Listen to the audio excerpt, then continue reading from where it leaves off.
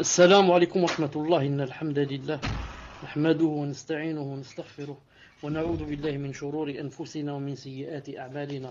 من يهده الله فلا مضل له ومن يضلله فلا هادي له، وأشهد أن لا إله إلا الله وحده لا شريك له، وأشهد أن محمدا صلى الله عليه وسلم عبده ورسوله. يا أيها الذين آمنوا اتقوا الله حق تقاته ولا تموتن إلا وأنتم مسلمون. يا أيها الناس اتقوا ربكم الذي خلقكم من نفس واحدة وخلق منها زوجها وبث منهما رجالا كثيرا ونساء. اتقوا الله الذي تساءلون به والأرحام إن الله كان عليكم رقيبا. يا أيها الذين آمنوا اتقوا الله وقولوا قولا سديدا يصلح لكم أعمالكم ويغفر لكم ذنوبكم، ومن يطع الله ورسوله فقد فاز فوزا عظيما. ألا إن أصدق الكلام كلام الله، وخير الهدي هدي محمد صلى الله عليه وسلم، وشر الأمور محدثاتها، وكل محدثة بدعة، وكل بدعة ضلالة، وكل ضلالة في النار. حياكم الله عز وجل en cette soirée du mercredi 14 Dhul Hijjah 1435 de l'Hégire, correspondant au 8 octobre 2014 d'après le calendrier chrétien. Aujourd'hui, on continue, je crois que c'est la dernière fatwa, Inch'Allah ta'ala, ou plutôt la dernière réponse à une question de Sheikh Al-Albani rahimahullah ta'ala en ce qui concerne le minhaj. Donc la question est, les frères en Australie ont entendu dire que Abdullah al-Habashi vous a rencontré. Nous en avons déjà parlé, mais les frères aimeraient avoir une vue d'ensemble de votre rencontre avec lui et de votre jugement sur lui. Donc, je répète, les frères d'Australie ont entendu que Abdullah al-Habashi vous a rencontré. Nous en avons déjà parlé, mais les frères aimeraient avoir une vue d'ensemble de votre rencontre avec lui et de votre jugement sur lui. Alors je dis, c'est pas l'Albani rahimahullah, c'est pas le Cheikh rahimahullah qui parle, c'est moi. Je dis que Abdullah al-Habashi, c'est Abdullah al-Harari. Al-Harari, son nom de famille, prénom Abdullah, et al-Habashi, comme on dit par exemple le Marseillais, ou bien l'Algérien, le Marocain. Habashi, c'est l'Habasha, qui s'appelle l'Abyssinie. L'Abyssinie, ça s'appelle de nos jours l'Éthiopie. Donc, on lui pose la question sur Abdullah al-Harari, l'Éthiopien. Et ce Abdullah al-Harari, c'est le gourou des Ahbash. Hein? Quand vous rencontrez quelqu'un, ou là vous entendez parler de quelqu'un, il dit je suis Habashi, c'est-à-dire je suis qui? Je suis la secte des Ahbash. L'une des sectes les plus dangereuses qui puissent exister dans le monde. Dangereuse, à part la Aqidah égarée, qui disent que Allah Ta'ala n'est pas au-dessus du trône, qu'on ne voit pas Yom Qiyamah, mais il y a une chose, à part cela, qu'est-ce qu'ils ont quelque chose? Ils ont la violence. C'est-à-dire, s'il sait que, par exemple, tu es salafi, ils se regroupent à 4 ou 5 ou 6, et frappent la personne, qu'elle soit un frère ou une sœur. Ils la frappent, ils la battent jusqu'à l'envoyer à l'hôpital, si ce n'est pas la tuer. Et ils ont un grand, comment ça s'appelle, machat, c'est-à-dire ils ont une grande da'wa en France. Il existe presque partout en France. Ils ont des centres partout. Et ils ont un calendrier très connu qu'ils vendent. Comment il s'appelle? HBC ou je ne sais pas. Qui peut me le dire en France? Très connu. Ils frappent à la maison, ils vendent leur calendrier. Le calendrier très connu des Ahbash. Qui peut me dire comment s'appelle son nom? Donc, attendez avec moi ici, mon Ibn Jazari, je vais lui demander. Une seconde.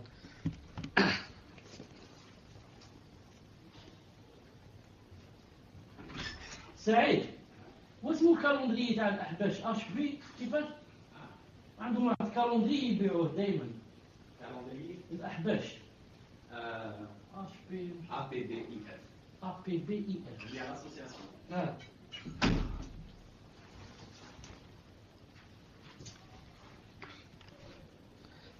Voilà.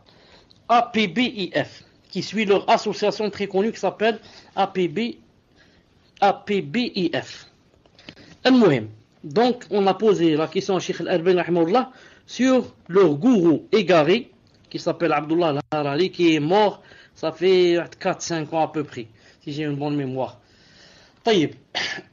Le Cheikh rahimahullah répond. Il a dit, tout d'abord, c'était sa rencontre avec moi et non l'inverse. C'est sa rencontre avec moi et non l'inverse. Je dis entre parenthèses que les ahbash, comme vous savez, à part l'égarement dans la aqidah, à part la violence, très loin, ils sont très loin de la sunna.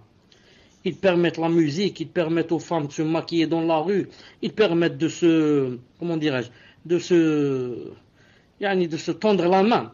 Ils touchent la main, ils disent pas c'est une femme, c'est haram. Non, ils permettent la musique, la danse, la dukhan, la drogue, mille et une choses, ils disent que tout ça c'est permis. Le cheikh a dit donc, tout d'abord, c'était sa rencontre avec moi et non l'inverse. Et tout cela dans leur mosquée aussi. Dans leur mosquée.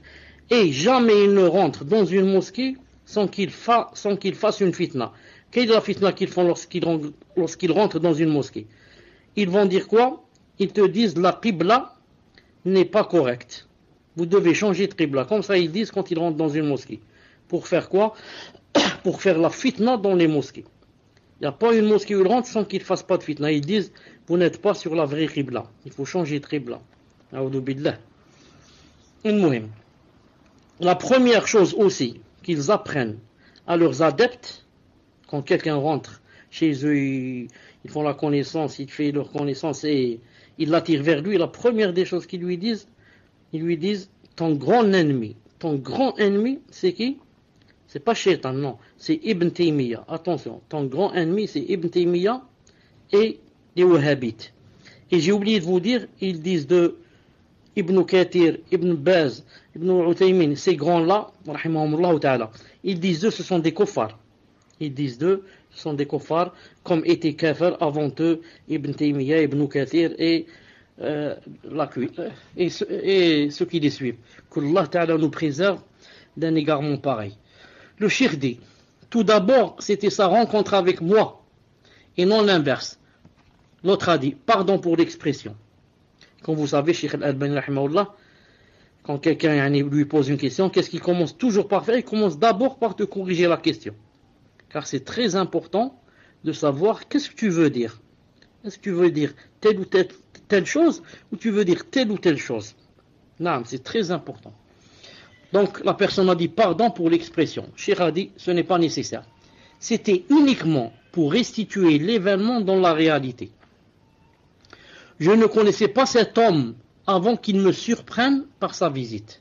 Ce jour-là, je faisais ma leçon hebdomadaire chez l'un des frères. Il arriva en compagnie de 2 autres étudiants en jurisprudence hanafite. Les nommés pour vous et la postérité ne constitue aucunement de la médisance. L'un était Shu'aib al-Arnaout et l'autre Abdel Qadir al-Arnaout, rahimahullah.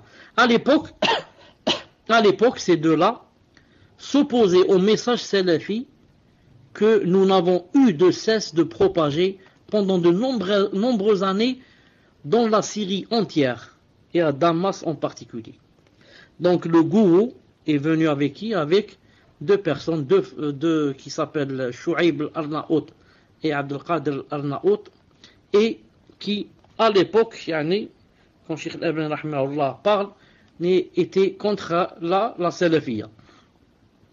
Il a dit, je fus étonné de la présence du Cheikh Abdullah, c'est-à-dire le gourou, en compagnie de ses 2 étudiants. Il s'assit et écouta la leçon. Ce fameux jour, la sagesse d'Allah Azza wa Jal avait voulu que mon cours soit en rapport avec le dogme et les noms et les attributs d'Allah Azza wa Jal. Plus précisément, avec l'élévation d'Allah Azza wa Jal au-dessus du trône. Il a dit au-dessus de sa création. Il s'agit pour écouter, donc il s'assit, le gourou s'est assis pour écouter sans dire un mot. À la fin, l'un des deux accompagnateurs me remit un petit bout de papier avec ce message. Qu'est-ce que c'était écrit dessus? Le cheikh t'invite à un débat. Cheikh Al-Albani rahimahullah dit, j'ai des doutes sur le fait qu'il ait évoqué 1 ou 2 sujets. ces deux sujets dans mon discours, mes conférences, mes assemblées et mes écrits concernent la parole du prophète sallallahu alayhi wa sallam. Toute innovation est égarement, et tout égarement est en enfer. Kullu bid'atin dalala wa kullu dalalatin fin nar. Le shirk prétendait qu'il existait de bonnes innovations. Le gourou prétendait qu'il existait de bonnes innovations. Le deuxième sujet consistait à débattre sur le rejet de la médiation d'un autre qu'Allah Azza wa Jal, comme les individus, les rangs, etc. En parcourant le message, je fus étonné de cette étrange et curieuse requête venant d'une personne que je n'avais jamais rencontrée auparavant. Je m'adressais donc au cheikh, je lui ai dit: oh cheikh, tu sollicites une rencontre? Ensuite dit cheikh, j'avais oublié de rappeler que la demande était stupide. La demande était stupide, car il requit un face-à-face au sein de la grande mosquée omeyyade, après la prière de vendredi devant les gens. Alors je lui dis: tu ne m'as jamais rencontré jusqu'ici, tu n'as pas débattu avec moi, et tu ne connais pas mon point de vue sur ces deux sujets ou sur une toute autre question. Comment voudrais-tu qu'on se rencontre directement dans la grande mosquée en public? Ceci pourrait provoquer un désordre. Certains feraient probablement preuve de fanatisme à mon égard, et d'autres au tien. Ce serait alors le trouble. Ne serait-il pas plus indiqué, en suivant la logique et la loi, qu'on se voit ensemble pour aborder les questions qui t'intéressent?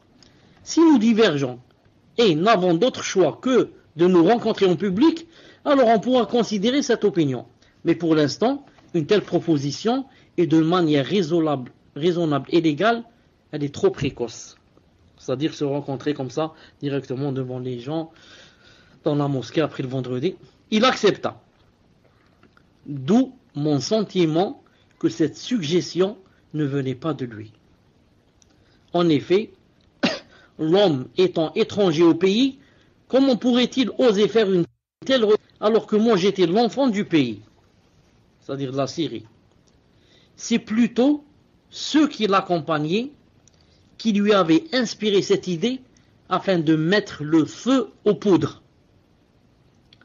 L'essentiel est que cet homme accepta. L'essentiel est que l'homme accepta. Effectivement, nous commençons par poser les conditions du débat.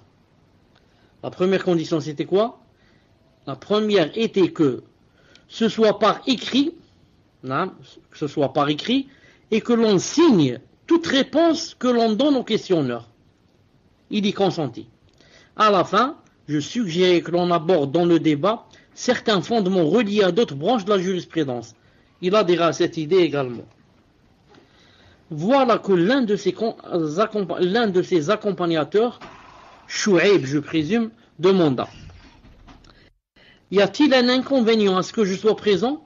Je répondis: de mon côté, il n'y en a aucun. Demandez plutôt au cheikh. Celui-ci n'y objecta pas. Un frère connu pour son intelligence leva le doigt et demanda: puis-je être présent? Je répliquai: si le cheikh n'y voit pas d'inconvénient, je ne m'y oppose pas. Le cheikh fut d'accord. Le même étudiant se leva pour déclarer: si ma situation ne me permet pas de venir, quelqu'un d'autre pourra-t-il me remplacer?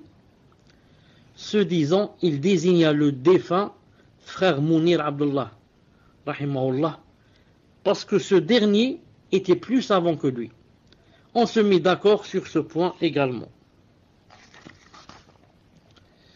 On commença à tenir des sessions chez moi à Damas, dans la région de Diwania.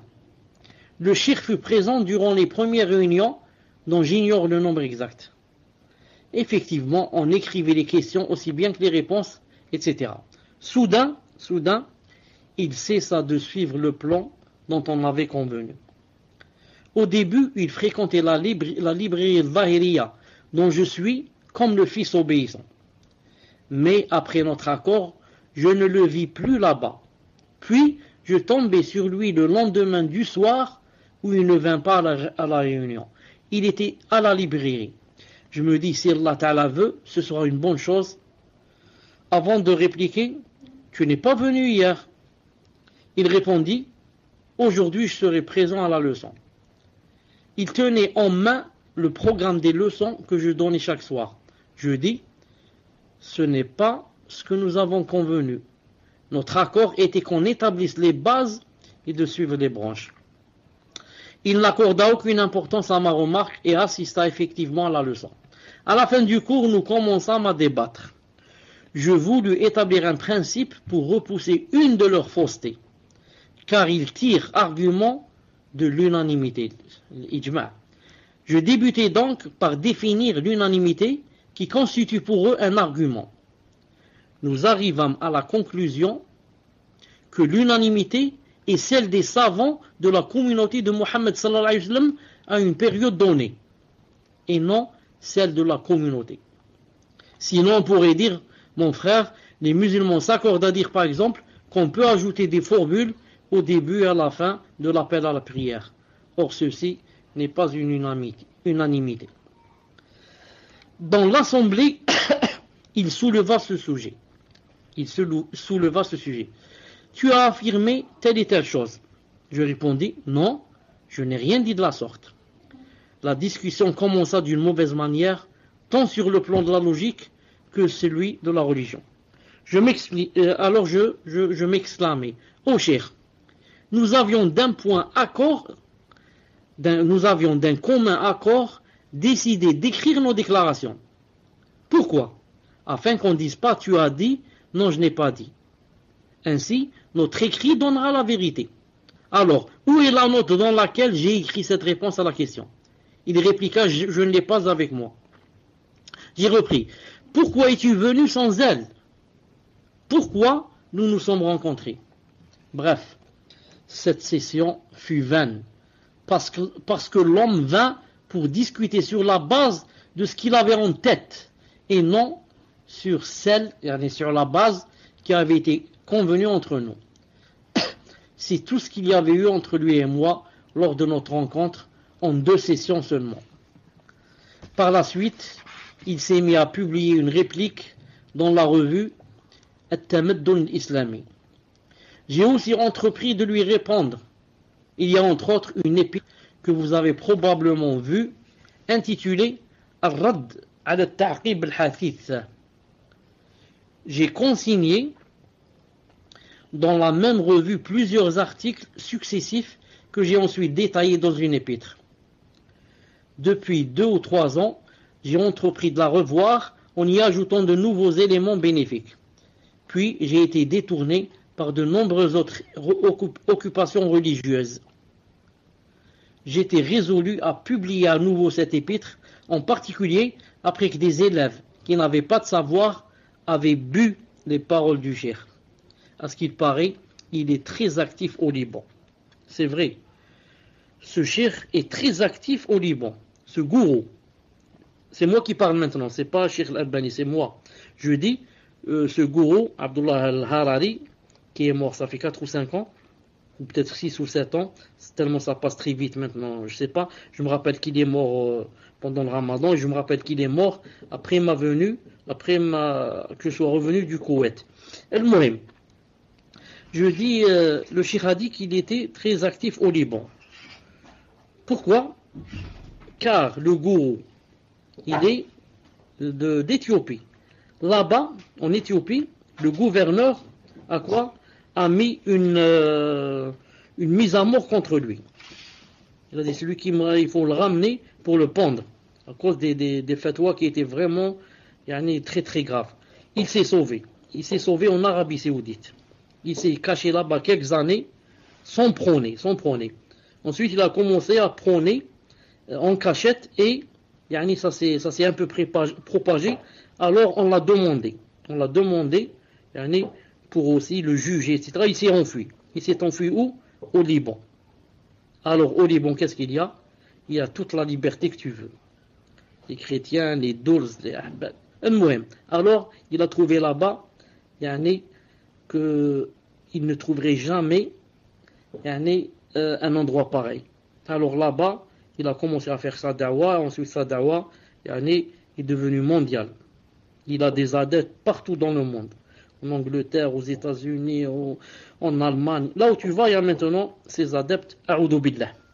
Donc c'est pour ça que Cheikh Rahimahullah il a dit, à ce qu'il paraît, il est très actif au Liban. Enfin, ensuite dit le Cheikh Rahimahullah, revenons donc à la question. Ses disciples sont induits en erreur par lui.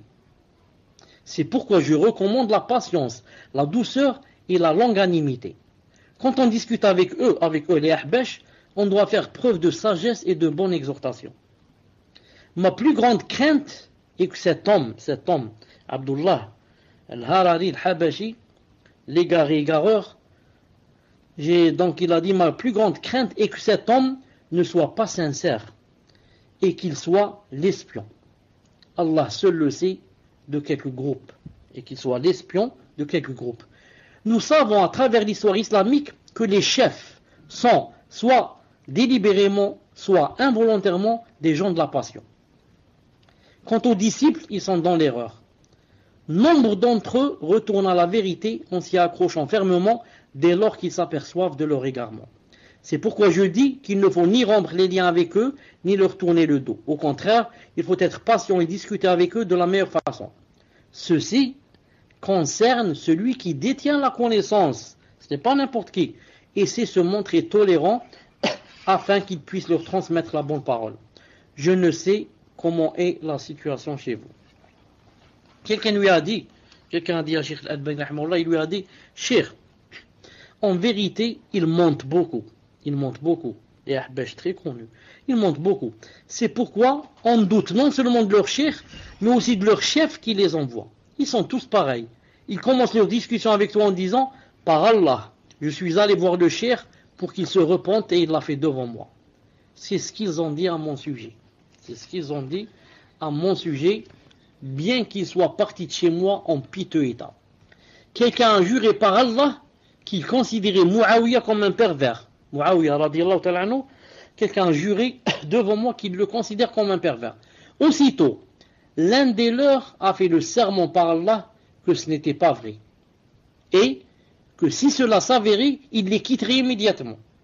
Une semaine plus tard, lors d'un débat à Sydney, il faisait la lecture pour son cheikh, il dit, c'est vrai. C'est la confirmation du hadith du prophète sallallahu alayhi wa sallam, insulter un musulman et de la perversion. Il a injurié Ali ibn Abi Talib, donc c'est un pervers. Ils sont sur le point de publier un livre sur la mécréance des wahhabites et l'attaque contre eux. Nous voudrions connaître la décision finale de la loi à leur encontre. Cheikh Rahimahullah, Cheikh Al-Albani a répondu, nous ne donnons pas de règle finale pour tous les groupes égarés. Le jugement final est qu'ils sont égarés. Mais de là à se prononcer de manière définitive sur chacun des individus des groupes égarés, c'est une déviation, une tyrannie, une injustice et une hostilité inacceptable. Chez nous, par exemple, les chiites, plus précisément, ce qu'on appelle les rafidites, ont beaucoup de savants dont nous ne doutons pas de leur mécréance et de leur égarement. On peut citer à cet effet le Khomeini, c'est-à-dire, Cheikh Al-Albani dit, je ne doute pas de sa mécréance et son égarement. Le Khomeini, pourquoi? Il a dit, car il proclame sa mécréance dans son épître, sa risala, qui s'appelle le Hukuma al-Islamiyya.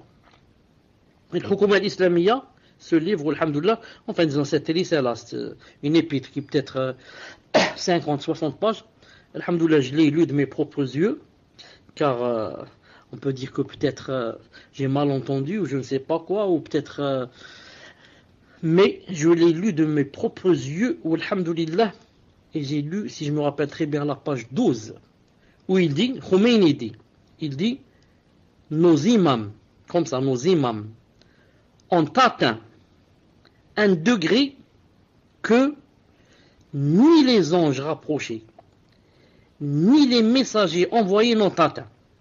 Comme ça il dit. Subhanallah al-Azim. Nos imams ont atteint un statut, c'est-à-dire un rapprochement d'Allah Azza wa Jal, que nul n'a atteint.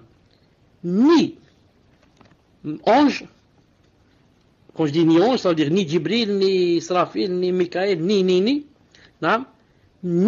prophètes. Donc ni Muhammad, ni Moussa, ni Isa, ni alayhi salam, n'ont ce statut. Et il dit, Khomeini, qu'Allah Ta'ala le rétribue de la façon qu'il mérite. Qu'est-ce qu'il dit?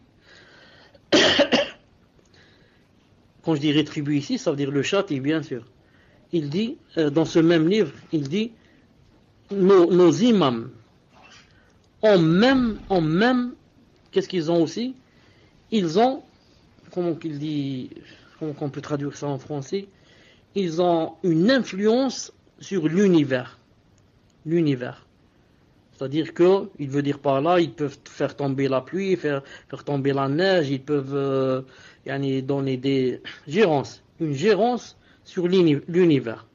Ils peuvent donner les tremblements de terre, ils peuvent faire les plantes, faire pousser les plantes, et comme ça il dit, ils ont une gérance sur l'univers. Subhanallah, hasbunallah wa ni'mal wakil.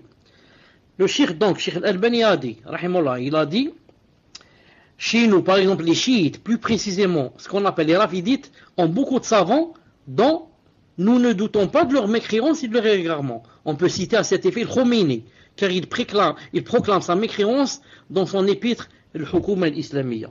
Cependant, nous ne pouvons accuser chaque individu chiite d'adopter ce dogme. Nous ne pouvons pas. En effet, il est possible qu'il soit sur la religion d'origine. Naam, il est possible qu'il soit sur la religion d'origine, c'est-à-dire le fitra. Par exemple, par rapport à ceux qu'on désigne sous le nom des partisans de la sunna et de la communauté et qui adorent Allah Azza wa Jal selon les 4 écoles juridiques. Nombre de musulmans ne professent pas la philosophie des Ash'arites qui nie l'attribut divin de l'élévation. Ils déclarent Allah n'est ni en haut, ni en bas, ni à droite, ni à gauche, ni devant, ni derrière, ni à l'intérieur du monde, ni à l'extérieur. La majeure partie des musulmans ne connaissent pas la philosophie. Mieux, je pense que les chrétiens et les juifs ne partagent pas cet égarement avec eux. Ainsi, la grande partie des musulmans possèdent encore la nature originelle, le fitra. C'est là que je voulais dire le fitra. Parce qu'elle lève la main pour invoquer Allah Azza wa Jal. Nous ne pouvons donc pas dire chaque individu des partisans de la sunna. Qui sont les partisans de la sunna de nos jours? Les maturidites, les ash'arites. Dans ce cas, ceux-ci sont comme ceux-là. Nous n'affirmons pas une telle chose. Ceci concerne les gens, la sunna. Que penser alors des chiites? Ce sont des pratiques de mécréance et d'égarement. Il suffit, à titre de rappel, de mentionner leurs propos concernant le Coran de Fatima. Citant également celui qui a écrit une épître, Risala, intitulée Fasl al-Khitab fi itbat tahrif kalam Rabb al-Arbab. Le cheikh n'a pas cité son nom, il s'appelle Tobrosi. Tobrosi donc a écrit une épître spécialement dans laquelle il dit « Je prouve que le Coran a été falsifié ». Coran falsifié, vous savez ce que ça veut dire? Ça veut dire que le Coran qu'on lit, qui se trouve dans le monde entier, est faux. Il est falsifié, donc à quoi ça sert de le lire? Donc, si je ne lis pas le Coran, qu'est-ce qu'il reste? Il reste la sunna. La sunna, non, il ne faut pas aussi la prendre. Pourquoi? Car les sahaba sont des kofars, sauf 5, 6 ou 7. Donc, si je te dis le prophète a dit, il ne faut pas prendre. Car c'est des sahaba qui disent que le prophète a dit. Les sahaba étant des mécréants, donc il y a quoi? Il n'y a ni Coran ni sunna. Il y a le Coran de Fatima, le vrai, qui se trouve chez le Mahdi. Et le Mahdi qui est caché dans un garage depuis qu'il avait l'âge de 5 ans. Donc, quand il y aura ce livre de Fatima, il sera entre nos mains, ce jour-là, on pourra appliquer la charia. Donc, pour l'instant, on suit qui? On suit Hassan Nasrallah, qui se trouve en Libye, on suit le Khomeini, on suit Sistani, on suit jusqu'à ce que Allah Ta'ala fasse une issue, il nous envoie un Mahdi avec le vrai Coran. Voilà donc la aqida des Rawafid. Entre-temps, donnez-nous le 5e de votre argent et donnez-nous vos femmes et vos filles. On se marie avec elle un mariage temporaire, mais à condition que nous, on ne vous donne pas nos femmes et nos filles. Naam.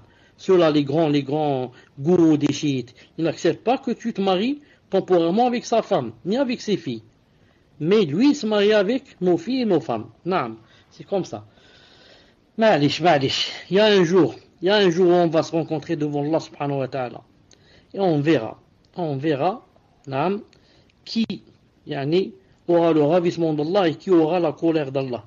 On verra qui aime vraiment le prophète alayhi salam et la maison, la famille du prophète sallallahu alayhi wa sallam. On va voir si c'est eux qui l'aiment vraiment ou si Ahl Sunnah qui l'aiment vraiment. Naam. Là, je voulais dire une chose avant d'oublier, puisque je parlais de Hado. Naam. Quand j'ai dit que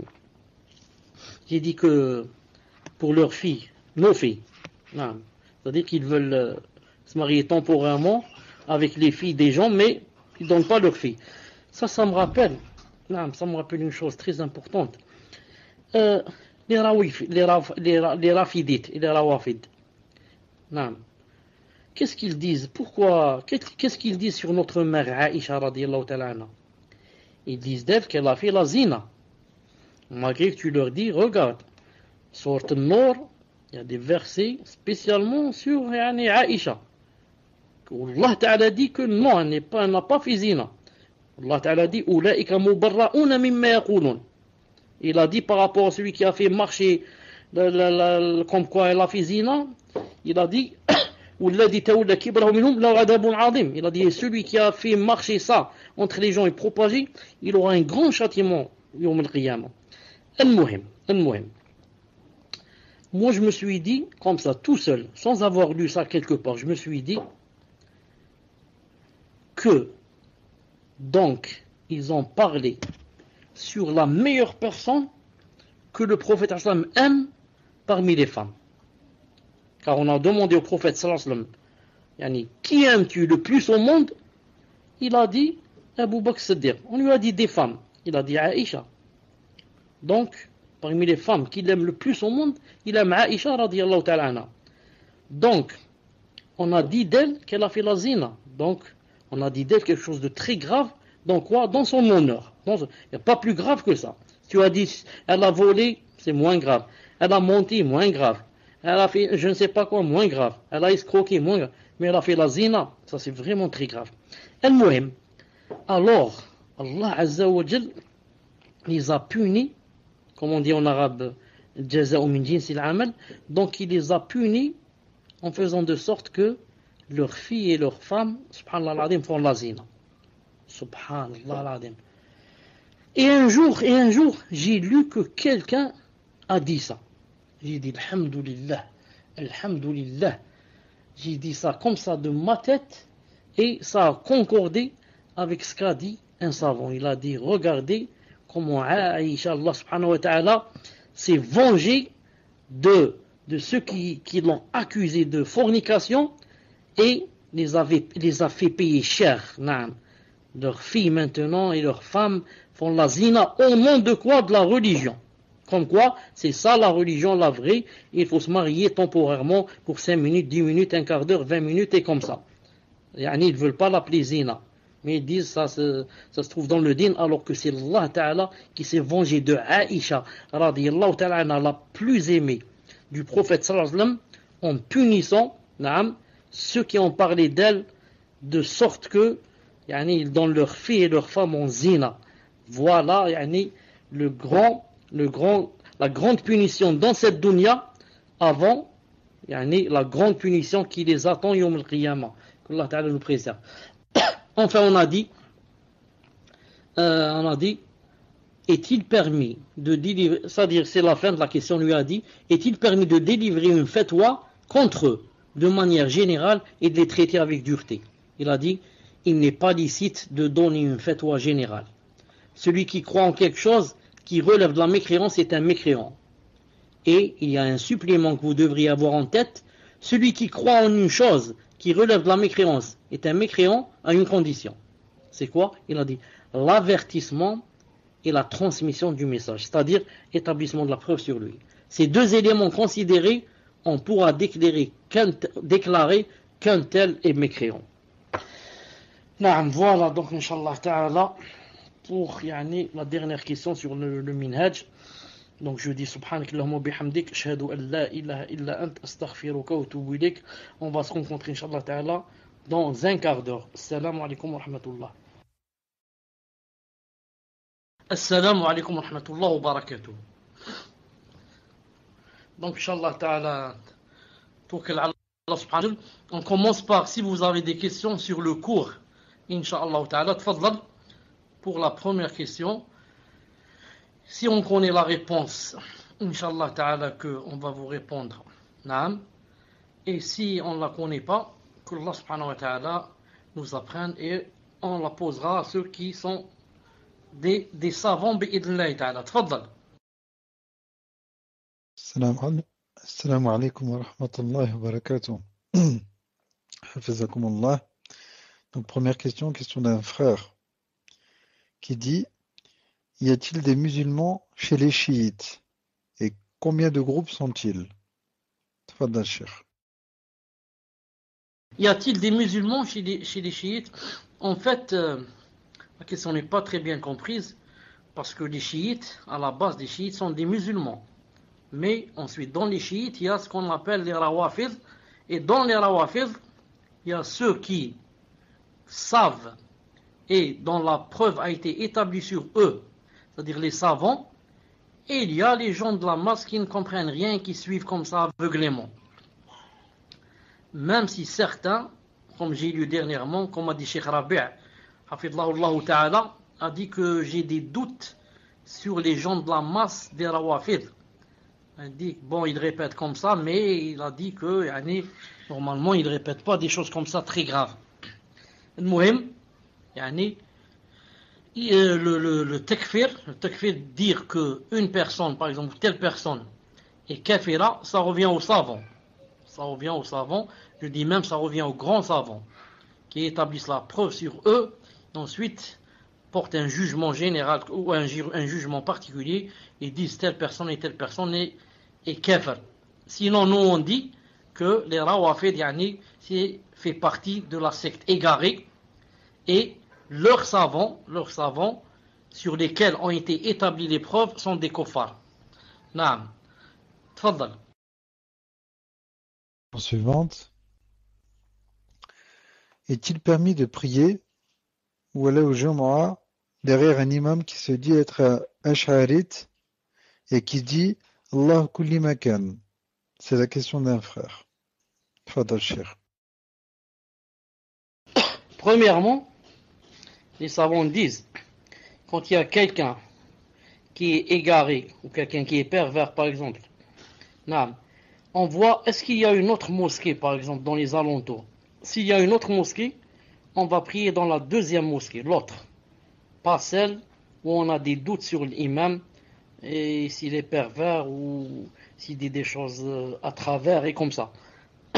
Maintenant, on reste dans le cas où il n'y a par exemple que cette mosquée. Il faut voir maintenant si cet imam qui dit que Allah subhanahu wa ta'ala se trouve partout, est-ce que la preuve a été établie sur lui et qu'il continue et persiste dans l'égarement. Dans ce cas, ça devient très grave. Ou bien est-ce que c'est quelqu'un qui a toujours des shubuhat et c'est quelqu'un sur laquelle on n'a pas établi de preuve et qu'on ne lui a pas montré et qu'il ne sait pas et qu'il a besoin qu'on lui montre pour que le chemin soit clair bi'idhnillahi ta'ala. Je pense qu'il faut faire la différence entre ces deux situations. Wallahu ta'ala alam. Tfaddal. Question suivante. Il y a beaucoup de Habash qui sont des voisins ou amis d'enfance. Comment dois-je me comporter avec eux? Jazakumullahu khayran. Tfaddal Cheikh. Il faut, Inch'Allah ta'ala, si c'est possible, et si la personne a de la science, leur faire la da'wa afin de refouler, d'éloigner d'eux les ambiguïtés qu'ils ont. Mais à condition que la personne ait la science nécessaire. Car si elle n'a pas de science, elle va rentrer dans une mer sans savoir nager. Donc c'est elle la première qui va se noyer. C'est pour ça, c'est pas conseillé de parler si on n'a pas de science, car la personne va se renverser sur toi et te montrer que tu es un ignorant et que donc c'est elle qui a raison et c'est ce qu'elle dit elle qui est vrai, pas toi. Donc je considère si la personne, je pense, si la personne a la science nécessaire, elle doit aborder avec elle le sujet et lui montrer, avec sagesse, avec ce qu'on dit les savants, lui ramener des livres, lui ramener des cassettes et comme ça. Et si elle n'a pas de science, elle se retient, ensuite elle voit. Si l'autre, le ahbash, son voisin le ahbash, parle de din, etc., il faut l'éviter. Il faut l'éviter au maximum et ne pas le fréquenter. Pourquoi? Parce qu'il va donner des ambiguïtés. Donc il faut l'isoler et s'en éloigner carrément. Juste le fait de dire salam salam quand on se rencontre dans le quartier, dans l'immeuble et comme ça. Non. Mais si la personne ne parle pas, si ce ahbash ne parle pas de religion, etc., on garde le lien avec l'intention que, pour lui faire passer le message. Pour lui faire passer le message, bi'idhnillahi ta'ala. Naam. Tfaddal. Question suivante. Vous avez dit que Aïcha radiallahu anha était la préférée du prophète alayhi salatu wassalam. N'est-ce pas Khadija radiallahu anha? On sait que Aïcha radiallahu anha était jalouse d'elle. C'est la seule qui lui ait donné des enfants et la première à l'avoir cru et soutenu. Barakallahu fikum pour les efforts que vous faites pour la da'wa salafiyya en France et ailleurs, et c'est aussi là la seule à lui avoir... Non, répétez la question. Tfadal, Cheikh. En fait, comme dit Cheikh l'Islam Ibn Taymiyyah rahimahullah, quand on pose par exemple la question, on dit laquelle est la plus aimée par le prophète sallallahu alayhi wa sallam. Quelqu'un va dire c'est Khadija radiyallahu ta'ala anha, à cause des choses qui sont citées ici. Elle l'a soutenu, elle lui a donné des enfants, il est resté très triste après sa mort. Aïcha était jalouse d'elle. Une autre personne peut dire non, c'est Aïcha. Pourquoi? Parce qu'Aïcha radiyallahu ta'ala anha, c'est la seule qui était vierge parmi ses épouses. Ensuite c'est la plus jeune, ensuite c'est la plus intelligente. Ensuite c'est elle qui a propagé sa religion après lui et c'est sunan. Ensuite il est mort dans sa chambre. Ensuite tous les gens qui venaient le voir quand ils voulaient lui donner un cadeau, ils choisissaient le jour où il était chez Aïcha. Ensuite ses épouses, quand elles voulaient donner leur nuit, elles donnaient à Aïcha et comme ça. Donc on va dire quoi? Comme a dit Cheikh Islam, la meilleure des choses, c'est de dire quoi? Si on te dit, est-ce que la plus aimée par rapport au prophète sallallahu alayhi wa sallam, des femmes, c'est Aïcha ou Khadija? On va dire comme ça. Si c'est avant, qu'il soit messager alayhi sallam, c'est Khadija. Et même après, c'est-à-dire pendant la période où il était avec elle. Si c'est après le message, la réception du message, c'est Aïcha radiyallahu ta'ala anha. Comme ça on va dire. Avant Aïcha, c'était Khadija. Et après la mort de Khadija, c'est Aïcha radiyallahu ta'ala anha. Et radiyallahu ta'ala anhunna jami'an. Naam, tfaddal. Question suivante. J'aimerais savoir pourquoi le mariage temporaire était-il autorisé avant? Tfadal, Cheikh. C'était à cause que c'était les batailles et la plupart du temps les gens n'étaient pas chez eux, donc ils ne trouvaient pas leurs femmes avec eux quand ils allaient au djihad, etc. C'était une permission temporaire, le temps que la personne se marie ou bien revient chez elle, si elle est loin, si elle est dans le djihad, et comme ça. Ensuite, Am al-Fath, lors de la libération de la Mecque, il a été interdit le mariage temporaire jusqu'à quoi? Jusqu'à Yawm al-Qiyamah, comme a dit le prophète sallallahu alayhi wa sallam.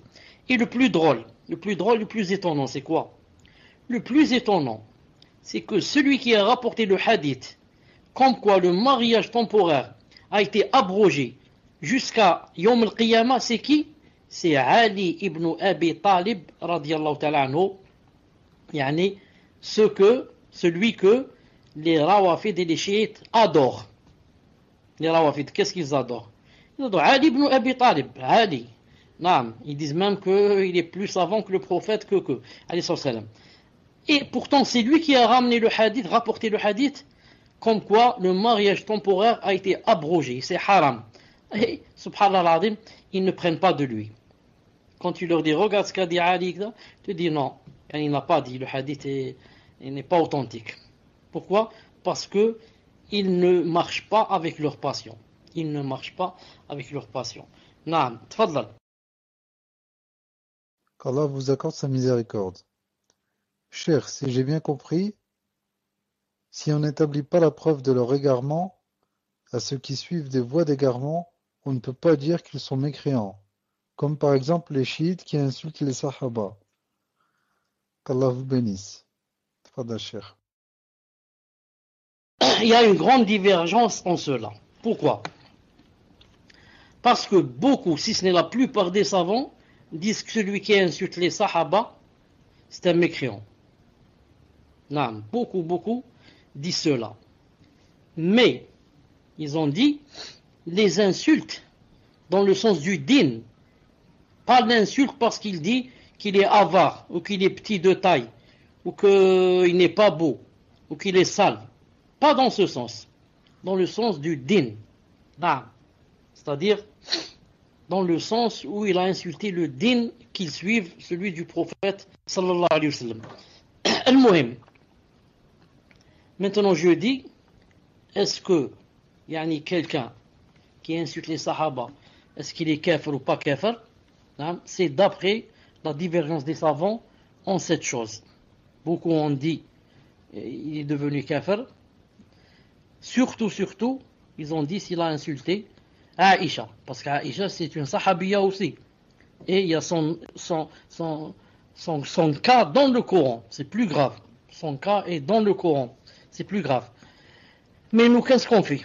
On peut parler en général et dire par exemple que celui qui insulte les sahaba par exemple a tel et tel statut, sans pour autant dire telle personne exactement. Car il est possible que telle personne exactement dit ça et imite aveuglément sans savoir ce qu'elle est en train de dire, ni comprendre ce qu'elle est en train de dire. C'est pour cela qu'il ne faut pas se hâter dans la mécréance, dire de quelqu'un est mécréant, sauf les savants ont dit de lui.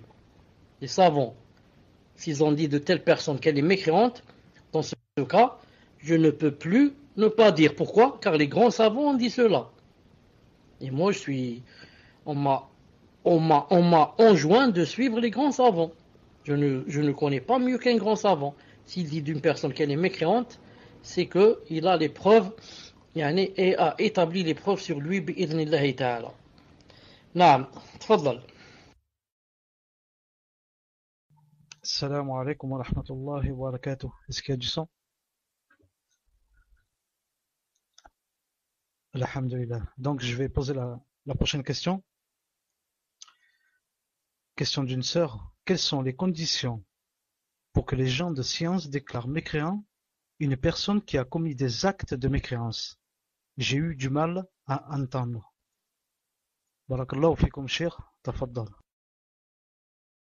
Quand une personne fait un acte de mécréance, les savants mettent des conditions pour dire de lui qu'il est devenu mécréant. Car les savants font la différence entre le fi'l, l'acte et la parole. Ils font la différence entre l'acte et la parole.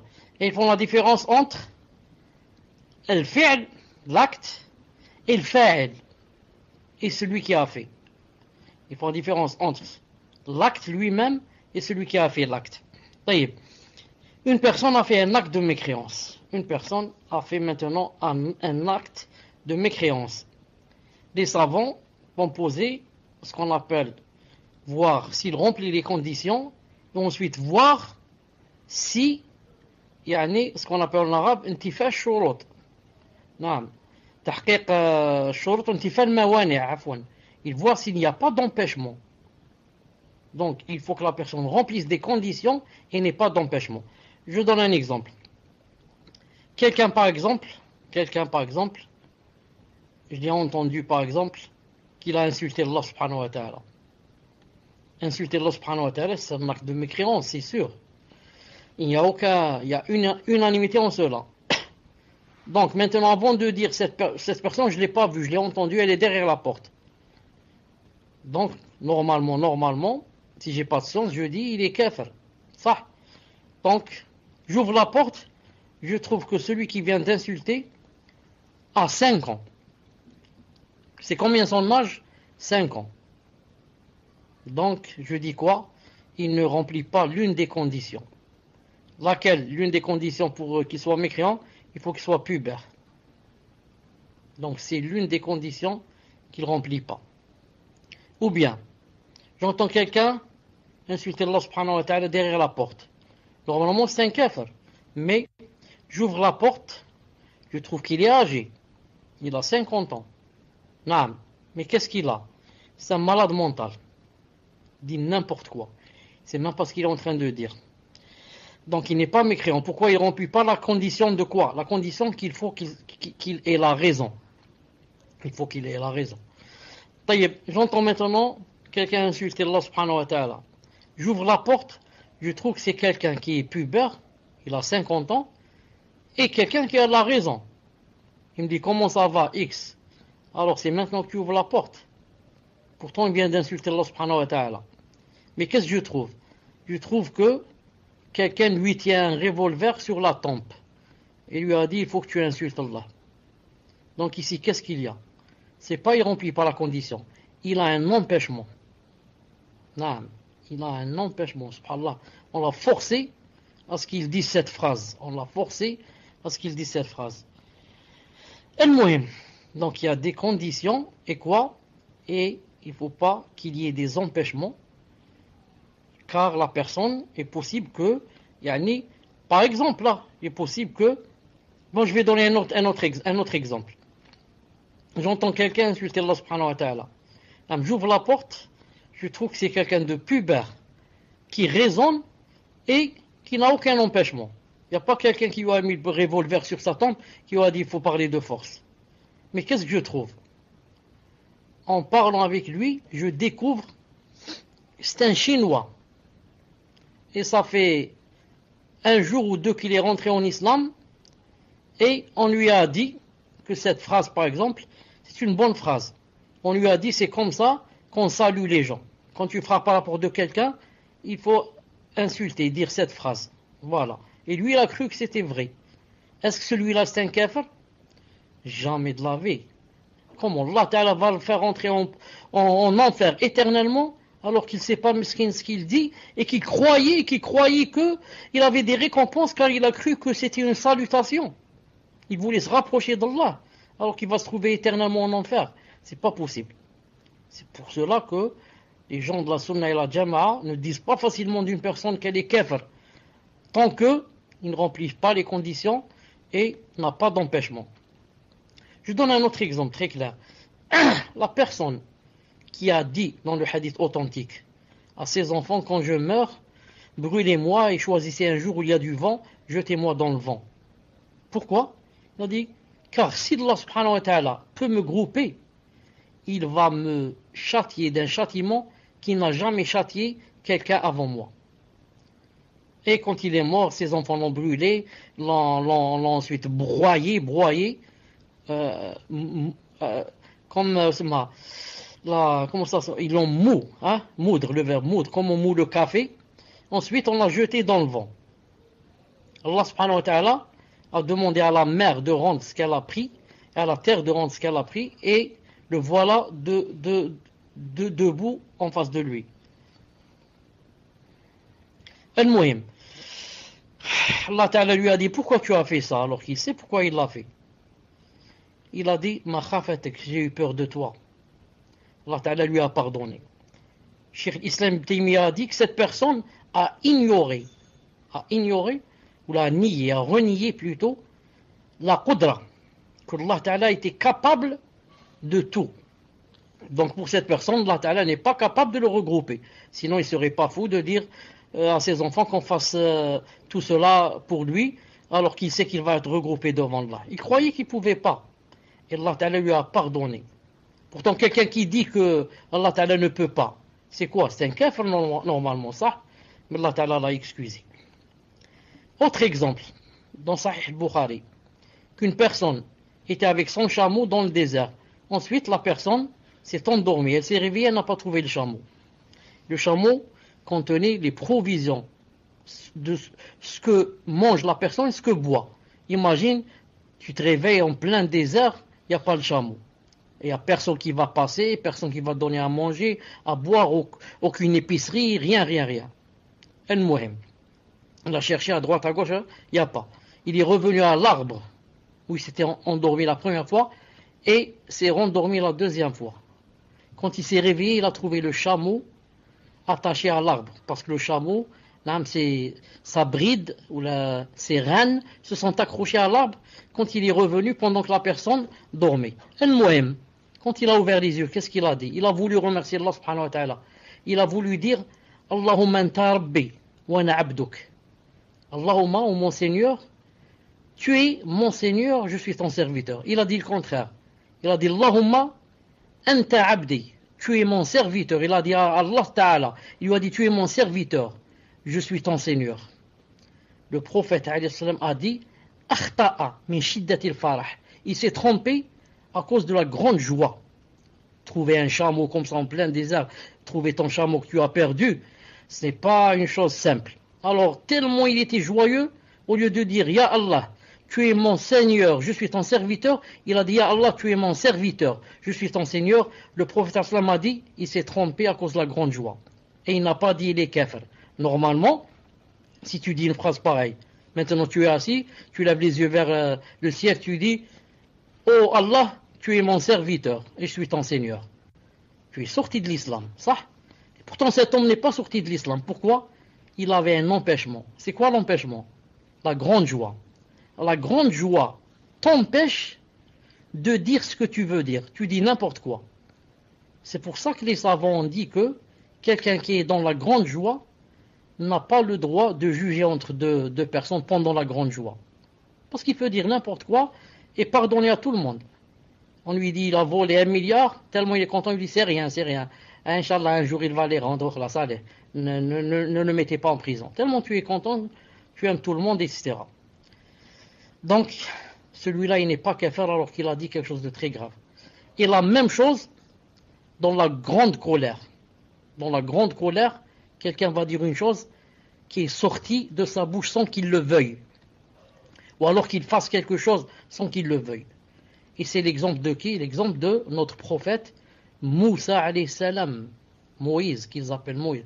Qu'est-ce qu'il a fait quand il s'est énervé? On lui a dit que ton frère Haroun, quand tu es parti, ils lui ont dit, quand tu es parti pour parler à Allah subhanahu wa ta'ala, ton peuple, qu'est-ce qu'ils ont dit? Ils ont adoré le ijl, le veau.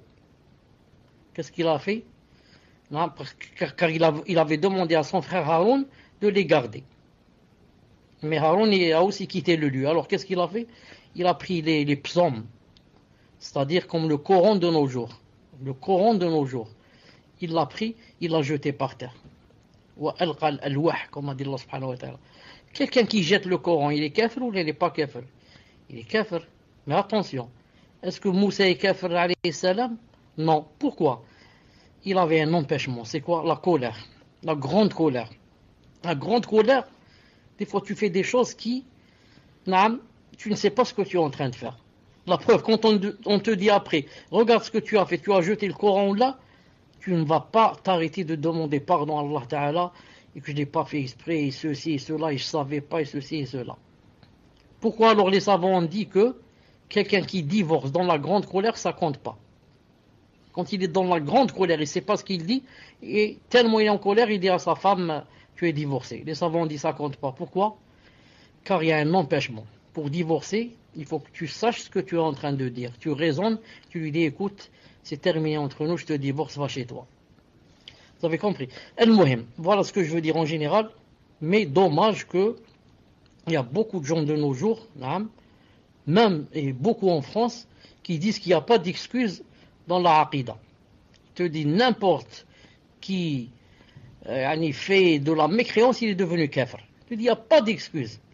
Hier je lisais une petite risala, ou alors une petite réponse de Cheikh Aman al-Jami, rahimahullah ta'ala. Il a dit, subhanallah al-azim, il a dit comment il n'y a pas d'excuse? Comment une personne comme ça, on va dire d'elle, elle est mécréante. Et donc ça va se répercuter sur elle tous les jugements qui s'en suivent. C'est-à-dire, s'il est marié à une musulmane, elle est divorcée de lui, puisqu'il est mécréant. Et s'il meurt, il ne va pas hériter d'elle. Et si elle meurt, elle ne va pas hériter de lui. Et si lui, il meurt, on ne va pas le laver, on ne va pas prier sur lui, on ne va pas l'enterrer avec les musulmans. Et on va dire que Yom al-Qiyamah, il sera éternellement en enfer. Alors que, il ne savait pas. Alors qu'il ne savait pas. Subhanallah al-Azim. C'est étonnant pour les gens qui disent il n'y a pas d'excuse. Avec Rahman al-Rahim.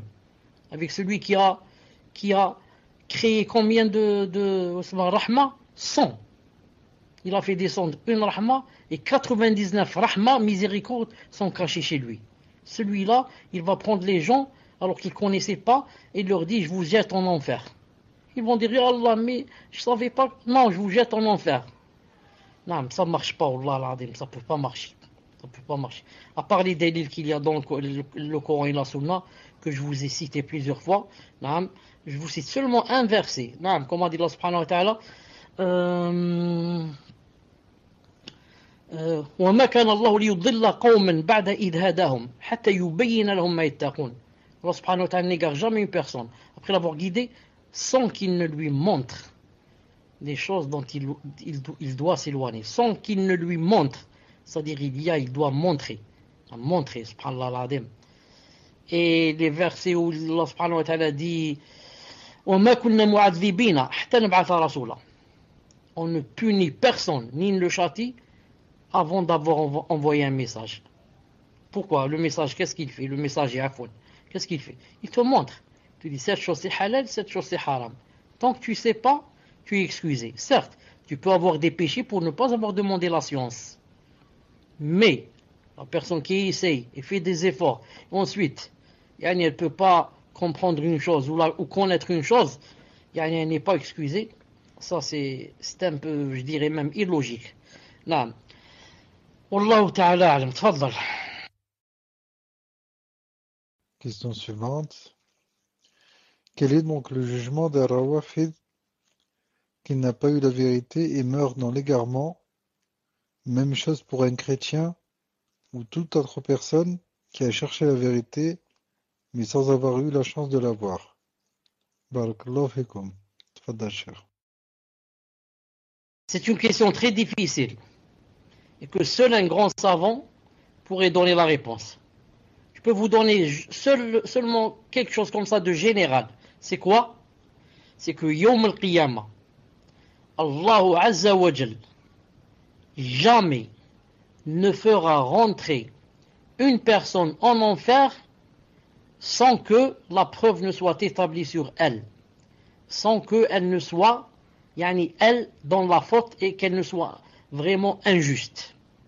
Jamais, ça n'existe pas ça chez Allah subhanahu wa ta'ala. Toute personne que Allah ta'ala va faire rentrer en enfer, ça veut dire que la preuve a été établie sur elle. C'est pour cela que il y a 4 genres de personnes que le prophète a dit, Yawm al-Qiyamah, Allah ta'ala va les tester, va les éprouver. Ça veut dire pourquoi? Car l'établissement de la preuve ne s'est pas fait sur ces personnes sur terre. Alors Yawm al-Qiyamah, il va établir la preuve sur ces 4 personnes en leur envoyant un messager Yawm al-Qiyamah. Ensuite, celui qui l'aura bien sûr lui aura obéi ira au paradis. Celui qui ne veut pas lui obéir, il ira en enfer. Donc jamais Allah subhanahu wa ta'ala ne va rentrer une personne en enfer sans que elle ne soit dans la faute et sans que l'établissement, sans que la preuve ne soit établie sur elle, bi'idhnillahi ta'ala. Tfadal. Même les anges diront yawm al-qiyamah, alam ya'tikum rusulun minkum yaqussuna alaykum ayati. Naam. Allah subhanahu wa ta'ala va leur dire que, même les anges vont leur dire, yaqussuna alaykum yitluna alaykum ayatillah. C'est-à-dire que les anges, avant que les gens entrent en enfer, ils vont leur dire, comment? Il n'y a pas des messagers qui vous sont venus et qui vous ont récité les paroles d'Allah subhanahu wa ta'ala? Ils vont dire si, bala. ولكن حقت كلمة العذاب على الكافرين. Mais, يعني, c'en est ainsi. Mais ils vont dire bala, si, les messagers sont venus et ils ont récité, nous ont récité les versets. Ça veut dire que les anges savent que personne ne rentre en enfer si le messager ne lui est pas venu et que la preuve n'a pas été établie sur lui. Tfadal. Question suivante. Qui a inventé la secte des Shia? Était-elle présente à l'époque du prophète sallallahu alayhi wa sallam? Tfadal, cher. Non, elle n'était pas présente au temps du prophète sallallahu alayhi wa sallam. Au temps de Uthman, au temps de Ali radiyallahu ta'ala anhu, il y avait des gens qui le préféraient un peu à Uthman ibn Affan. Et on dit tashayya'u lahu, c'est-à-dire ils sont regroupés autour de lui, etc. Mais lui n'acceptait pas. Et toujours il a dit que il y avait même des gens qui voulaient le préférer à Abu Bakr et à Omar radiyallahu ta'ala anhuma. Et lui-même, Ali radiyallahu ta'ala anhu, dit dans Sahih al-Bukhari que celui qui me préfère à Abu Bakr et Omar, je frappe son dos. Naam. Il a dit c'est un menteur et je frappe même son dos. Je le fouette. Taïb. Ensuite, Abdullah ibn Saba, un Yahoudi. Naam. C'est celui-là qui a été la base de la création des Rawafid. Il s'est enfui, est allé à Koufa, en Irak, et parce qu'on a demandé sa tête à mort, donc il s'est enfui. Abdullah ibn Saba, le juif, qui Zama est rentré en islam, et s'est enfui. S'est enfui en Irak, et Zama a montré que il prônait quoi? Il prônait l'amour de la famille du prophète sallallahu alayhi wa sallam. Qu'Allah Ta'ala le châtie de ce qu'il mérite. C'est le fondateur des Rawafid, a'udhu billah.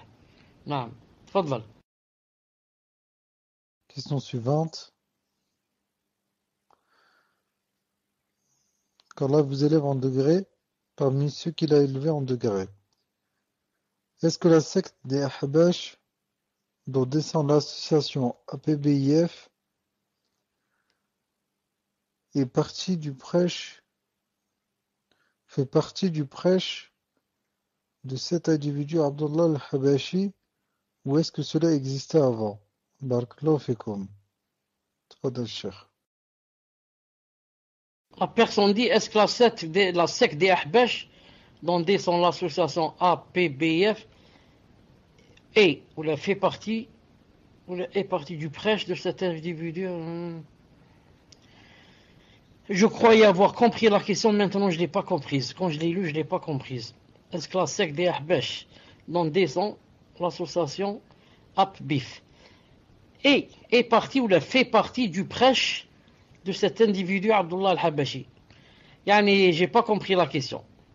Mais si c'est ce que je comprends, voilà la réponse. Si la personne veut dire, est-ce que les Ahbash qui ont l'association APBIF, est-ce qu'ils suivent l'individu Abdullah al-Habashi? Je dis oui, bien sûr. Est-ce que la secte des Ahbash descend de C'est normal. Et alors, d'où elle descend? Elle descend de l'Habashi Abdullah al-Harari. Il n'y avait pas d'Ahbash auparavant, avant la venue de cette personne. Cette personne, quand elle s'est installée au Liban, elle a commencé à semer son poison et à avoir des adeptes partout dans le monde.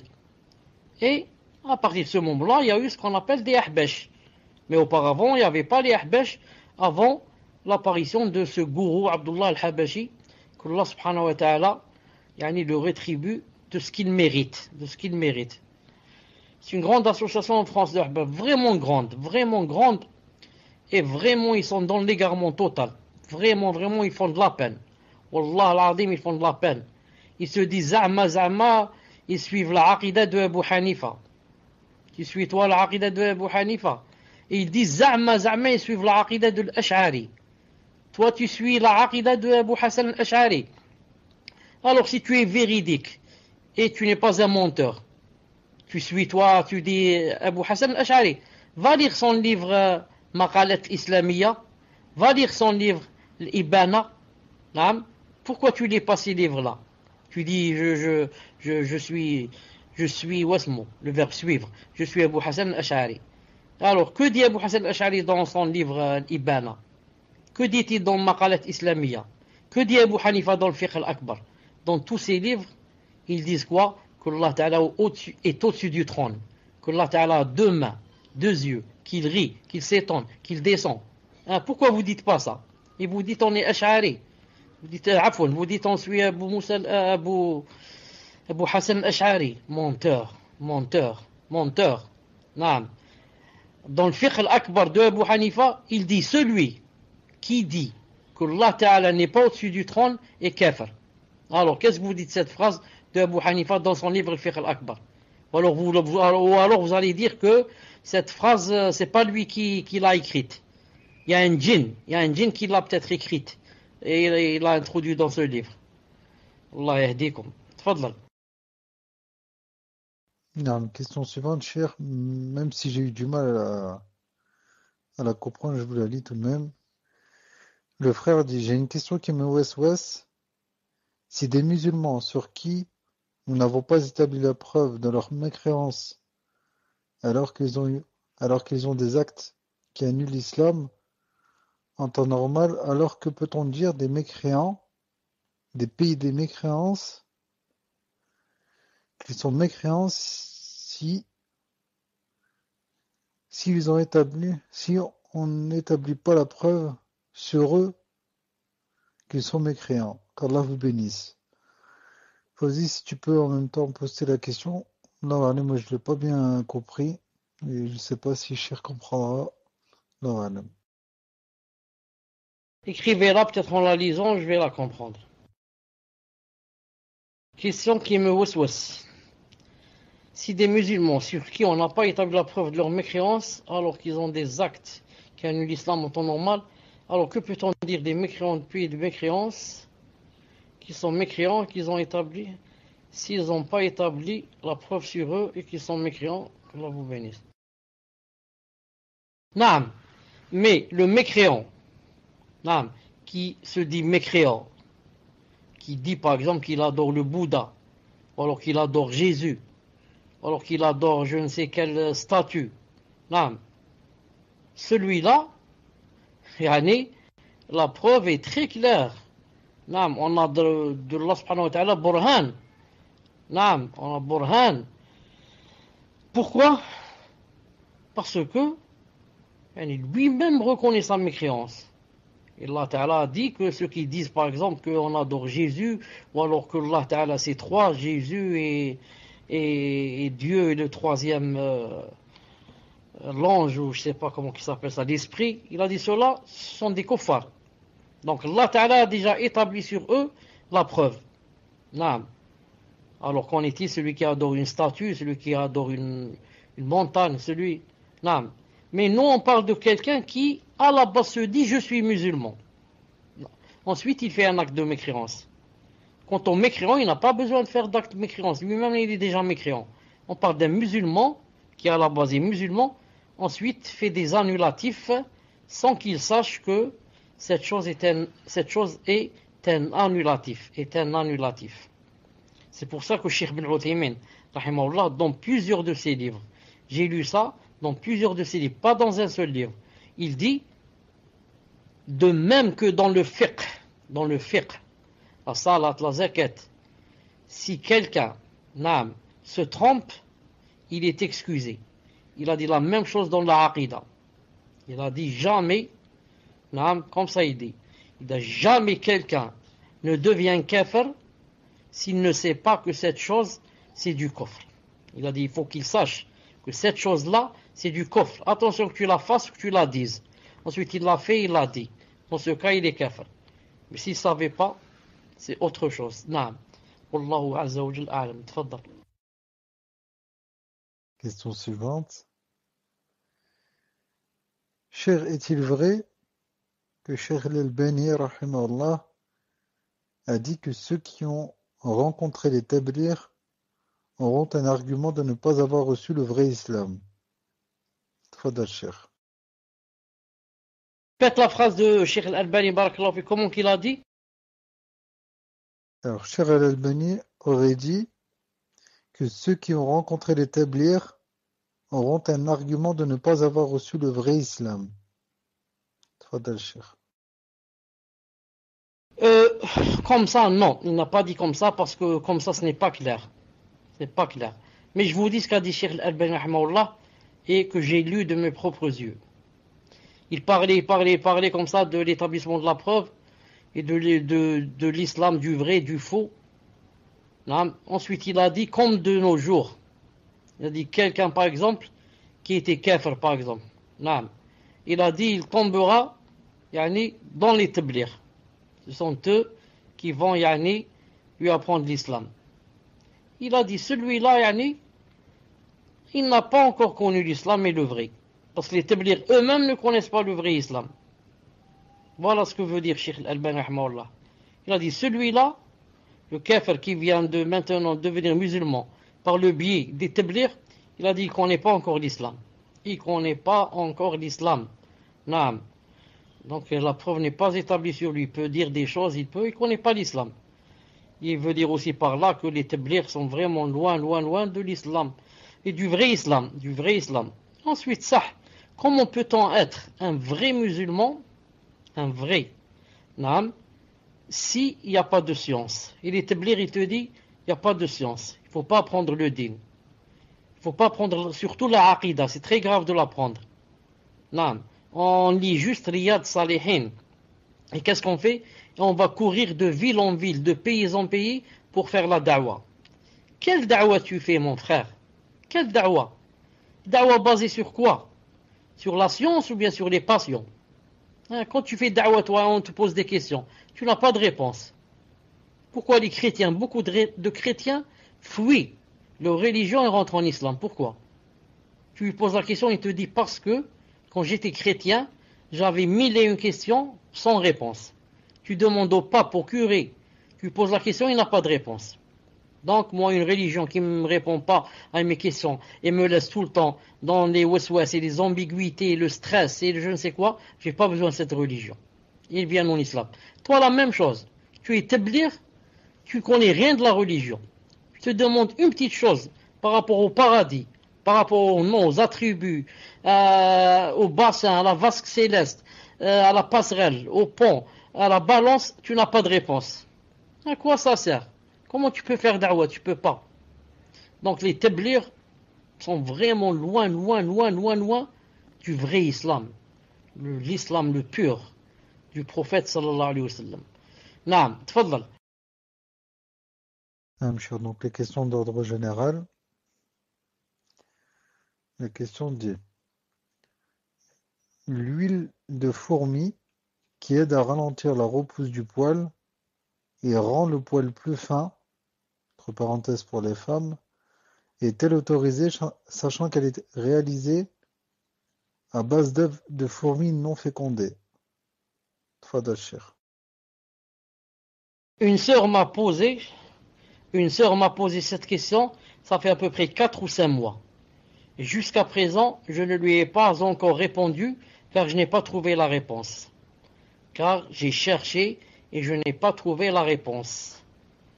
Donc si quelqu'un a un contact avec un savant qui pourrait nous rapporter une réponse, barakallahu fih wa jazallahu khayran. Tfaddal. Non, par contre, Cheikh, je comprends pas où serait le caractère illicite si les œufs à la base ne sont pas fécondés. En quoi ça pourrait être illicite, wallahu alam. Tfadal, Cheikh. Ça c'est vrai, mais je ne sais pas si on fabrique ce produit à partir d'œufs fécondés ou pas. Allahu alam. Naam. Tfadal.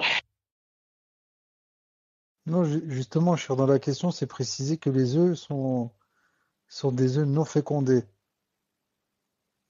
C'est écrit est-elle autorisée, sachant qu'elle est réalisée à base d'œufs de fourmis non fécondées. Tfadal, Cheikh.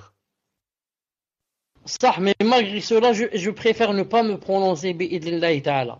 Je préfère ne pas me prononcer. Le prophète a interdit de tuer la fourmi, ça? De tuer la fourmi. Donc maintenant, est-ce qu'on peut lui prendre ses œufs? Allah ta'ala alam. C'est pour ça que, si Inch'Allah ta'ala j'ai une réponse, je vous la donnerai bi'idnillahi ta'ala. Tfadlal. Ok, Inch'Allah, Cheikh. Et je vous avouerai qu'en lisant la question, subhanallah, c'était la première fois que j'entendais ça, de l'huile de fourmi. C'est nouveau. Et si c'est nouveau, il ne cesse d'inventer des choses à agir. Question suivante. Est-il permis de vivre en Algérie et être propriétaire d'un appartement en France en location? Cela permet de vivre avec cet argent en Algérie. Barakallahu fikum. Tfadal, Cheikh. Où est le problème, Inch'Allah ta'ala? L'essentiel, c'est de ne pas vivre parmi les kuffars. Maintenant, si tu as de là-bas de l'argent qui rentre, c'est comme quelqu'un, par exemple, qui a sa retraite. Où est l'interdiction? Non, j'ai quelque chose là-bas qui me fait rentrer de l'argent chez moi. Le muhim, de ne pas vivre chez eux. Pourquoi? Pour ne pas être influencé par eux, pour ne pas vivre avec le haram entre eux, pour ne pas les aimer, pour ne pas prendre à la fin leur religion, pour s'éloigner d'eux. Maintenant, argent qui vient de là-bas ou qui ne vient pas, Inch'Allah ta'ala, ça n'a aucun problème bi'idhnillah subhanahu wa ta'ala. Wallah azza wa jal a'lam. Tfadlal. Question suivante. Une sœur dit, il me semble avoir entendu que quand on prie, il faut éviter que quelqu'un passe devant nous, mais seulement là où on va se prosterner. Mais si la personne passe devant nous, à 1 ou 2 ou 3 mètres, alors la salat n'est pas annulée. Ai-je bien compris? Si c'est le cas, à quoi sert une sutra? Jazakumullah khayran. Tfadal, Cheikh. Quand on prie, on veut prier, on doit mettre une sutra. La sutra, ce n'est pas obligé que ce soit nous qui la mettions, car il est possible que ce soit par exemple une armoire. Il est possible que ce soit un mur. Donc qu'est-ce que je fais? Je m'avance d'elle, de façon à ce que personne ne passe entre moi et elle. Et le prophète sallallahu alayhi wa sallam, dans un hadith authentique, pendant qu'il priait en face d'un mur, un mouton a essayé de passer entre lui et le mur. Qu'a fait le prophète sallallahu alayhi wa sallam? Il s'est vite dépêché et a collé sa poitrine contre le mur. Donc, le mouton est passé derrière lui. Nous aussi, on fait la même chose. Quand on prie à la maison, on n'a pas besoin de sutra. On se met devant l'armoire ou le mur ou le canapé ou je ne sais quoi, et on prie. Ensuite, si quelqu'un veut passer entre nous et la chose qu'on a mise, c'est-à-dire qu'on a prise ici, alors je me précipite vers l'avant. Par exemple, si j'ai un chat à la maison, si j'ai mon bébé qui veut passer ici, je me précipite vers l'avant pour qu'il passe derrière moi. Maintenant, la personne a dit, maintenant, si je suis par exemple dans une mosquée, je donne un exemple, je suis dans une mosquée et par exemple, j'ai prié. Maintenant, il me manquait une raka'a, donc l'imam m'a dit salam alaykoum et je me suis levé pour terminer la raka'a.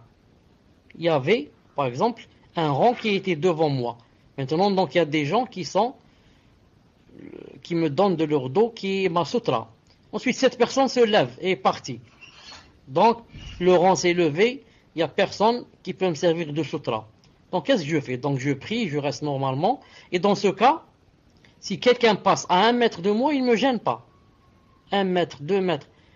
L'essentiel, c'est poser ma tête, c'est là-bas qu'il ne passe pas.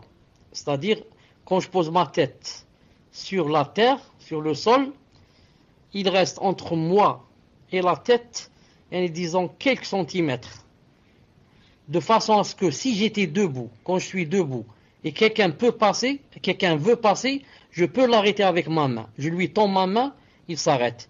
Maintenant, si je tends ma main et je ne peux pas le toucher, il est loin, ça veut dire qu'il peut passer. Pourquoi? Parce qu'il est loin. Non, celui-là, il ne me gêne pas. Parce que beaucoup de frères croient que, même s'il est à 5 mètres, 10 mètres devant toi, il n'a pas le droit de passer. Alors que c'est faux. Il n'a pas le droit de passer entre tes mains. Pas 3 ou 4 mètres loin de toi. Non. Et quand quelqu'un, autre chose pour terminer, quand quelqu'un prend une soutra, par exemple il est à la maison, il prend une soutra, ou alors il est dans la rue, dans le désert, il prend une soutra. Ce n'est pas obligé que la soutra soit large, mais il faut qu'elle soit longue. Comment c'est pas obligé qu'elle soit large? C'est-à-dire, un bâton suffit. Je plante un bâton dans le sable. C'est ma soutra. Mais l'essentiel c'est quoi? Il dépasse 50 cm. C'est-à-dire 50 cm au moins. Non, 50 et plus. Si c'est 30, 40, 20, c'est pas bien. Comme une flèche. Une flèche, je la plante, ou une lance. Une lance, je la plante dans le sable et je prie. Non, la largeur n'a pas, comment dirais-je, n'a pas de valeur. L'essentiel, c'est qu'elle soit de au moins 50 cm. Non, autre chose dans la sutra. Quand je suis en train de prier, j'ai dit par exemple, si je suis à la maison, je m'approche de la sutra et je commence à prier. Combien je m'approche de la sutra? Je m'approche d'elle d'1,5 mètre. Je me mets debout et la sutra est loin de moi de combien? 1,5 mètre. Vous avez compris? 1,5 mètre. La sutra doit être loin de moi. Non. Quand je pose ma tête, il doit y avoir entre ma tête et la sutra, à peu près 40 cm, 50. C'est-à-dire pour qu'un mouton puisse passer. Ça veut dire, quand je me mets en position de prosternation, je me suis prosterné, ma tête ne doit pas toucher le mur. Si j'ai pris le mur comme sutra, ma tête ne touche pas le mur. Il faut que je laisse à peu près qu'un mouton puisse passer. C'est interdit qu'il passe. Mais si jamais je le laissais passer, j'aurais laissé une place. C'est-à-dire quand je me prosterne, ma tête ne doit pas être collée à la sutra. Quand je suis debout, je suis loin d'elle d'1,5 mètre. Et quand je me prosterne, ma tête, il doit y avoir un petit vide entre ma tête et la sutra qui permettrait, si c'était permis, à un mouton de passer. Autre chose pour la sutra. Par exemple, je donne un exemple. Il y a mon fils, par exemple, qui est allongé. Naam. Et moi, par exemple, je suis en train de prier. Naam. Et, par exemple, quand je veux me prosterner, je lui repousse ses pieds pour poser ma tête. Et quand je suis assis, je suis debout, lui, il met ses pieds en travers. Non, il n'a pas annulé ma salat. Pourquoi? Parce que ça s'annule quand quelqu'un passe. Pas quand il est assis en face de toi ou qu'il est de travers entre toi et la qibla. Mais il faut qu'il passe pour que ça annule. Il y a une différence entre passer et non. C'est pour ça que le prophète sallallahu alayhi wa sallam, quand il priait, qu'est-ce qu'il faisait? Quand il y avait Aïcha en face de lui, et qui tendait ses pieds. Et quand il voulait prosterner, elle relevait ses pieds et se prosterne. Ensuite, quand il se lève, elle les tend. Mais elle n'est pas passée entre lui et la qibla. Ce qui est interdit, c'est de passer, aller de droite à gauche, par exemple.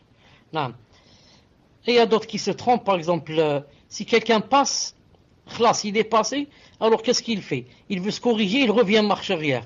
Alors il fait deux fautes. La première d'être passé et la deuxième d'être revenu. Il croit qu'il va corriger. Il dit, je reviens marche arrière. Non, tu es passé, c'est trop tard. Tu es passé, ne reviens pas. Non, c'est trop tard, Allah yaghfir lak. Mais ne reviens pas marche arrière, yani tu vas repasser cette fois yani en faisant marche arrière. Naam. Ensuite, j'avais autre chose pour la sutra, si j'oublie pas. Naam. Attendez, il faudrait que je me rappelle. C'est Natchouf. Je voulais dire une chose sur la sutra aussi. Je dis 50 cm de hauteur. Naam. Maintenant, si je suis dans ce désert, je dois chercher une sutra. Un bâton, une lance, une flèche, n'importe quoi, qui fait au moins 50 cm. Et plus, même si elle fait 3, 4, 5 mètres, je m'en fous. L'essentiel, pas moins de 50 cm. Maintenant, je n'ai trouvé qu'une chose qui fait 20 cm. Qu'est-ce que je fais? Je la mets ou bien je dis, il n'y a pas 50 cm? Réponse, je la mets. Pourquoi? Fattaqullah mastata'tum. Craignez Allah autant que vous puissiez. Ici, c'est tout ce que je peux. Il n'y a pas 50 cm et je l'ai délaissé et j'ai mis quelque chose de 20 cm. Non, c'est tout ce qu'il y a. Et dans la règle, dans la règle, la chose facile, on ne la délaisse pas pour la chose difficile. Ici, la chose facile, c'est d'avoir une sutra de 20 cm. Difficile, 50. Il n'y a pas de 50, donc je ne délaisse pas celle de 20. Vous avez compris? Quelqu'un qui ne sait pas, il va dire la sutra c'est 50, puisque celle-là c'est seulement 10 cm, donc je ne vais pas la mettre. On lui dit non, c'est tout ce que tu as devant toi, tu mets celle-là, tu pries, c'est ce que Allah t'a demandé, tu n'as pas demandé plus. Mais celui qui a trouvé la vraie sutra, il n'a pas voulu la mettre, celui-là, il a contrarié le hadith du prophète lorsqu'il a dit La tusalli illa ila sutra. Et ne prie pas, sauf si tu mets une sutra. Comme ça a dit, alayhi salatu salam. Naam. Voilà, Inch'Allah ta'ala, pour aujourd'hui. Quelqu'un demande comment on fait quand un bébé veut passer devant. Quand un bébé veut passer devant, c'est-à-dire traverser, on ne le laisse pas traverser. Avec notre main, on le tient, non, mais on le pousse. S'il est du côté gauche, je le prends avec ma main du côté gauche et doucement, non, je le pousse, je le repousse non, plus loin que moi. Ou alors je le prends de ma main comme ça et je le mets derrière mon dos. Non.